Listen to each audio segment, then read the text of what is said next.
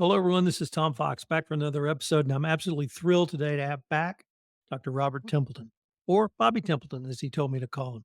He is the superintendent of the Ingram ISD. So, Bobby, first of all, welcome back. Well, thank you. It's good to be here.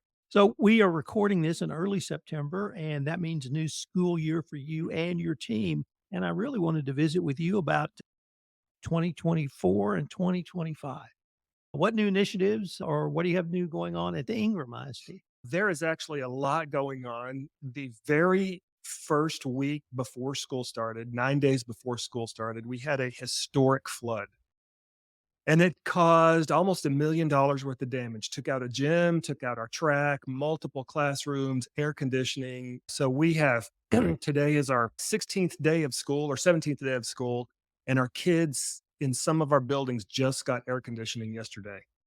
So it's kind of been interesting. Interesting is an interesting word to Yeah, it's use. been hot. Those kids have been great though. They've been troopers. So what's the student size of Ingram ISD? Today we have 1,362 students as of this morning. High school? High school, I want to say is 462. It fluctuates a little bit every day, but that's pretty close. So any new academic initiatives or things along those lines for this school year? So we have something that's new-ish. Last year was our first cohort of our early college program. It's a program that we started 5 years ago with our eighth grade class, and those kids have matriculated through. And so last year was our first cohort of our college initiative. And not to get into all the nuts and bolts of that, but at the end of that rainbow, 65% of our kids got an associate's degree before they graduated high school. So they got an associate's degree 1 week, and we bused them all to San Antonio in really nice Greyhound buses. They went through their college graduation. And then in a huge letdown, they came back the following week and graduated from high school. So in addition to having that associate's degree, are they able to use that to enter into college at an elevated or quicker level? Absolutely. They get a minimum of 62 hours, and every student that gets that goes to college as a college junior. Saves every family $50,000. I have twin girls that went through that. It saved us quite a bit of money. But within 2 weeks of them arriving, for example, my daughter was literally moving into her dorm at UT and was sent the instructions to order her senior ring. And she called and said, "Dad, I'm just not ready for this." So it's kind of a neat thing. Kids are able to, if you want the 4 year experience, you can go on and go to grad school. But if you just want to get out and go to work, then you can absolutely do that. Really helps kids who otherwise would never have the opportunity or the wherewithal to go to college. I've heard you share the origin story of that program. Mhm. Can I just ask you to share it again? Because I think it's such a great Sure. story about seeing a problem, sitting down with your friends over a cup of coffee or a drink and saying, what can we do? Yep. So there are early college schools that are popping up all over Texas. Typically, they're a school within a school. We thought about doing that, but we quickly decided that this is going to be for every single kid in this school district. Starting in the first grade, we're going to create a college going culture, or we're not going to do it. So we sat down with a group of people just very organically one day at the Hunt store. And our simple mandate was this: how do we end generational poverty in Kerr County? Because generational poverty, it's exactly what it says. Grandpa's poor, dad is poor, you're going to be poor. There's an ongoing cycle. How do we end generational poverty in Kerr County? And so we started going back and forth with different ideas. We came up with a backpack program. We came up with giveaways. We came up with sponsorships. And then one of our group, it wasn't me, said, "Why don't we give every kid a college education?" And I was just thinking, let's get realistic here. But we started ferreting that idea out over the next year or so. And then 5 years later, which was actually last year, we had our first cohort. 60 kids walked across the stage with industry certification, or most of them had their associate's degree. What are some of the other initiatives you have going on this new school year? Okay, so the biggest thing that we have right now is we started a building trades program. um, because not every kid needs or wants to go to college. College is important to many, but it's not important to everybody. So we want everybody to get that associate's degree, because if you want to go and work at Sonic, for example, and there's nothing wrong with Sonic, not saying that, but if you're going to work at Sonic, that way you're not going to be the guy that's slipping burgers and fries out till midnight. You're going to be the guy or the girl who is the manager and counting the money and hiring and firing people. So it's just going to give you a leg up. But we learned that it was something not learned. We've always known that not everybody is going to college, and there is a huge need for building trades. A lot of builders we talked to just couldn't find electricians and plumbers and framers and that kind of thing. So we recently started a very robust, this is our first year, building trades program in which a group of kids are going to apply to get into this program. They did, lots of interest. And every year they are going to build a tiny home. And at the end of the year, we're going to raffle that or auction it off, I should say. And then the proceeds from that auction will go into building next year's tiny home.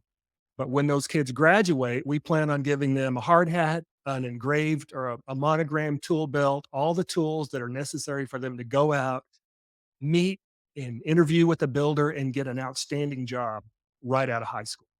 What are some of the extracurricular activities of the Ingram School District you're most proud of? So we have a bunch of extracurricular activities. You wouldn't think so from a school our size, but we have obviously all of the sports, all the clubs and organizations, pretty much everything that a young student would want to do, they can do. Now, being from a smaller school, I spent the bulk of my career in large schools and kids were very pigeonholed. But when I got to a smaller school, it was just the coolest thing ever because kids can fully explore everything that they want to do in a school. We had a girl a few years ago. Let's see, let me get this right. This is on a Friday afternoon.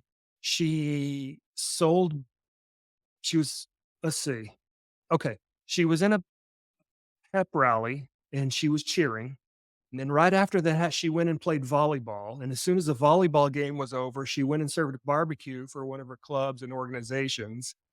And then she put her homecoming dress on and was part of the homecoming court. And then she got back into her cheer uniform and cheered. And she was able to just do all of those things, fully experience a great full student life. And when you're in a bigger school, that's hard to do.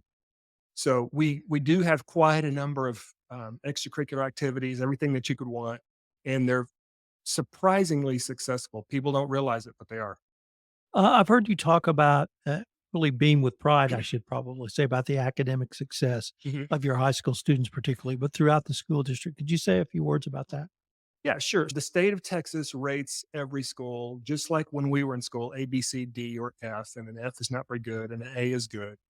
And we, for the last number of years, have been an A-rated school district. Um, and that's kind of a neat thing, and it's a little bit of a source of pride. But what is most prideful, at least to me, about that is roughly 70 to 75% of our kids are impoverished.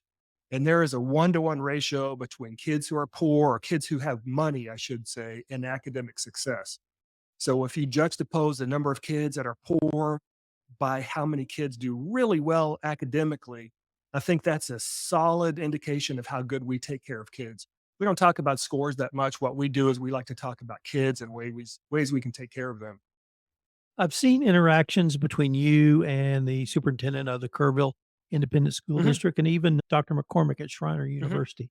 It appears from the outside that you all have a good relationship and really work together in education. Would that be a fair assessment? That is absolutely a fair assessment. Brent Ringo over at Kerrville ISD, Charlie McCormick out at Schreiner, even Cody Newcomb at Centerpoint, Lucy Harmon at Hunt.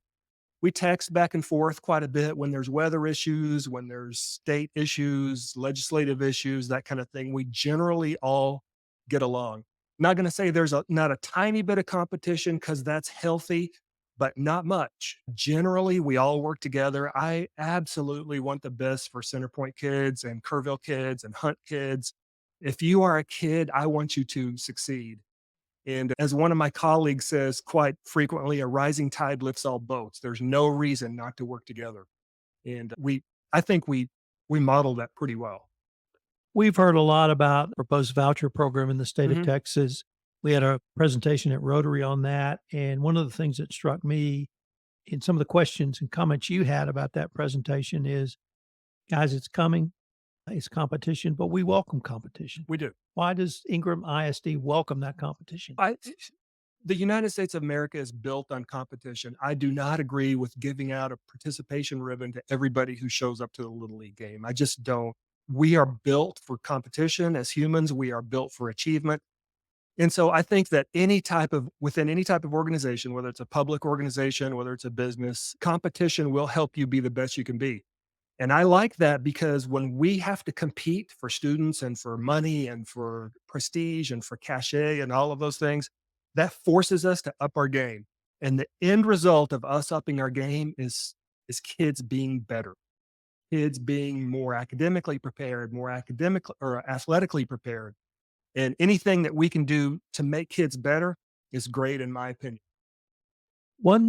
Actually, I'd like to maybe turn the subject away from the school district now Sure. to I met you when the West Burke County Chamber of Yep. Commerce came to my home podcast studio Yep. for a ribbon That cutting. was interesting. It was. Huh. And then I got to know you a little bit more through Rotary.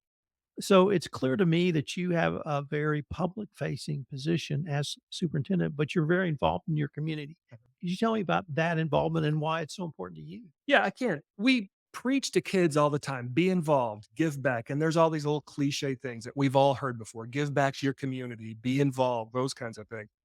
But as a leader of a school or leader of any organization, you can't really say that unless you actually do that.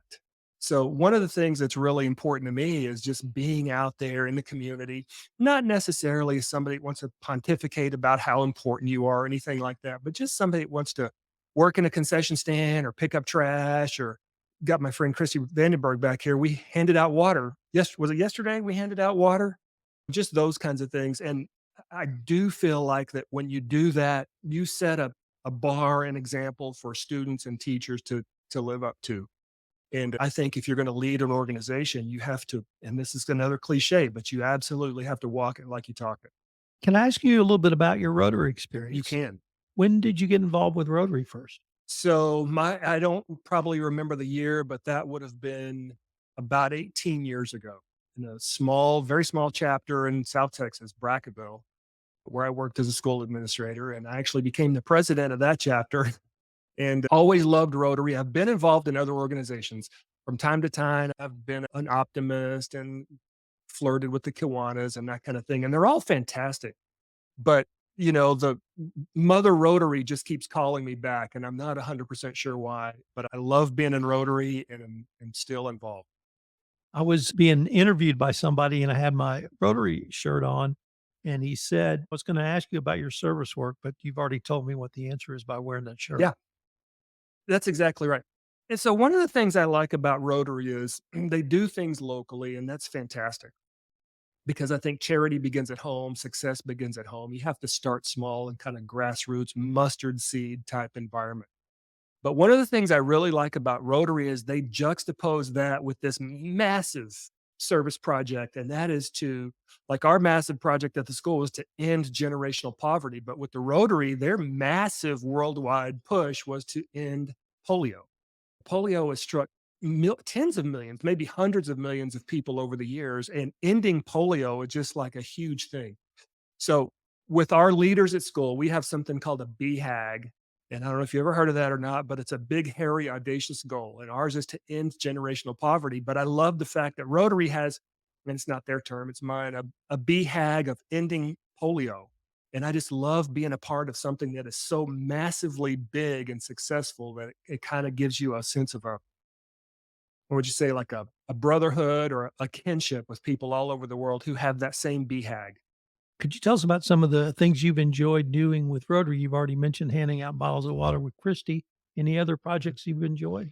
I've enjoyed every single project I've ever done, and there's a bunch of them, and I won't get into it. But I will tell you the thing that I like about all of those projects is getting to meet and work with people like you, and with Christy, and with Jeff Wendling. I could go on, but I have met so many fantastic friends, so many outstanding community service members, so many people to look up to, people that I sometimes now consider my heroes through Rotary. It's just been a vehicle for me to um, really meet some amazing people that I otherwise would have never gotten to meet. But you do that through projects. Is there anything that we weren't able to get to about 2024, 2025 school year that maybe in the second half of the year you're pointing towards?